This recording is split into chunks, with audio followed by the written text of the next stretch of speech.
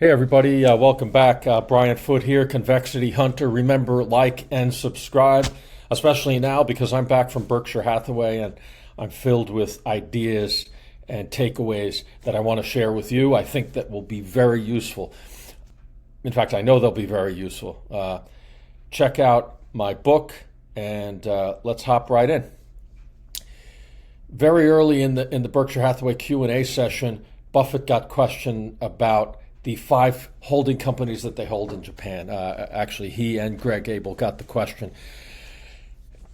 One quote that started the day that I love is, "It's amazing what you can find by just turning a page," and that very few people turn every page. This is quintessential Buffett. He makes it look so easy. It's not easy, but he also, like as his great partner said, Charlie Munger, it's not easy, but it's also not complicated. Right? Turning pages can now be done virtually. You can read every 10K of every publicly traded company in the United States if you can merely sit down and go cover to cover. And I encourage this. Take your annual reports and read cover to cover. You will find a lot. You won't find everything. The scuttlebutt approach is there, but very few people are even turning every page. As a professional, I know this. My competition does not go front to back on 10Ks. They're your competition as well. If you can imagine that people in the public markets, people who compete with Buffett, people who compete with the big fund managers aren't reading their 10Ks and 10Qs back to front to back, then you realize you have a competitive advantage merely by knowing how to read.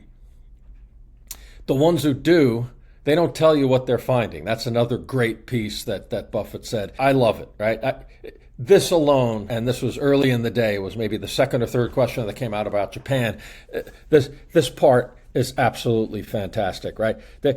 Your competition, the ones that are reading, aren't going to share with you. Although I can say in the value community, of which I am a fully paid up member, I would say many people like to collaborate in our world. Why not?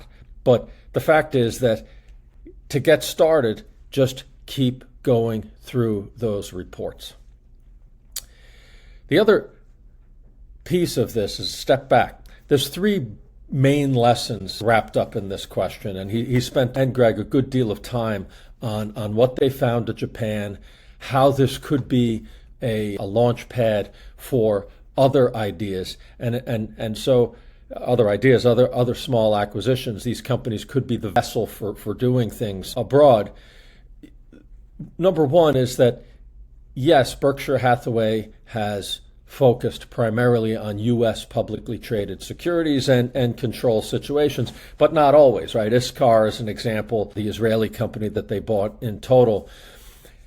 Using the Japan holding companies as a vessel for future work implies that they've developed, and he said it actually, they've developed a degree of trust, and they like the people who run these companies. This broad international perspective and having partners around the world that they can work with is something that looks to me very appealing, right? The future of Berkshire will have, it seems, more of an international flavor. Japan is one of the great markets in the world. Buffett was quick to emphasize that customs are different, obviously, and the fact is, though, that a broad international perspective is very useful. Number 2, sometimes it is as simple as doing the work, turning the page. Number 3 is size is the enemy of performance. He mentioned this in the answer to the question. And what does that mean? Well, Berkshire can go out there and buy single to high single digit percentages of Japanese holding companies. That's very impressive. With the balance sheet that they have, the cash, they are able to do this. The flip side is that the returns on these sorts of things won't be very meaningful to Berkshire relative to its size. And however, with yourself, with your own investments, these type of ideas, international companies, companies that are bought by international companies, even small companies that can't be touched by Berkshire because of their size, can work for you. I mean, remember, Berkshire started as a compounding machine when it started out small. And size, just the law of large numbers, the fact that there's a very small opportunity set of large companies out there that would fit the 300 billion of cash. That's just mathematical truth. So you sitting here looking at Warren Buffett, 94 years old, stepping down as chairman, he has developed a record that you can attempt to replicate because your opportunity set is far wider than what he's leaving Berkshire with. And considering the fact that even now the competition is still not turning pages and the competition isn't uncovering fun things in Japan to do or even domestically, you could have edge. The other thing that came out of this question, believe it or not, I mean, this was only one question, and here's the answer. Big bets. Charlie thought 5 things in life can drive the bulk of returns, and that Berkshire was never concentrated enough. Consider that. Again, concentration comes from having confidence. Concentrate your portfolio.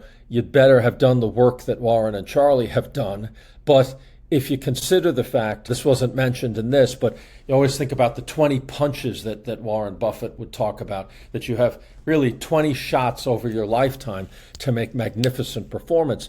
If you consider the fact that your opportunities should be limited to 20 great ideas over your lifetime, that's all you need to put up a great record. And he talked about that a couple of annual reports ago.